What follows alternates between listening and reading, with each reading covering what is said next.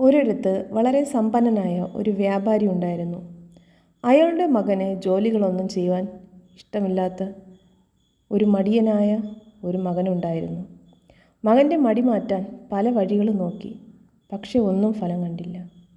ഒരു ദിവസം വ്യാപാരി മകനോട് പറഞ്ഞു, മോനെ, നീ ഇന്ന് കുറച്ച് പണം സമ്പാദിച്ചിട്ട് വേണം വീട്ടിൽ വരാൻ, അല്ലെങ്കിൽ ഇന്ന് നിനക്ക് ഭക്ഷണം തരില്ല.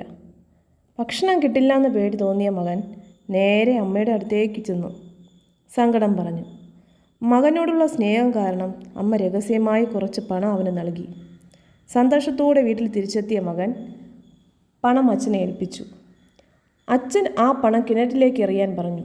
ഉടൻ തന്നെ അവൻ ആ പണം കിണറ്റിലേക്ക് വലിച്ചെറിഞ്ഞു. തൻ്റെ മകൻ അധ്വാനിച്ചുണ്ടാക്കിയ പണമല്ല എന്ന് വ്യാപാരിക്ക് മനസ്സിലായി. അടുത്ത ദിവസവും അയാൾ ഇതേ കാര്യം തൻ്റെ മകനോട് പറഞ്ഞു. അവൻ വീണ്ടും അമ്മയുടെ അടുത്തേക്ക് ഓടി. പക്ഷേ അമ്മയോട് പണം കൊടുക്കരുതെന്ന് വ്യാപാരി കർശനമായി പറഞ്ഞിരുന്നു. അമ്മ അവന് പണം കൊടുത്തില്ല. അവൻ വീണ്ടും നേരെ സഹോദരിയുടെ അടുത്തേക്ക് ചെന്നു പണം ആവശ്യപ്പെട്ടു. സഹോദരി അവന് കുറച്ച് പണം നൽകി.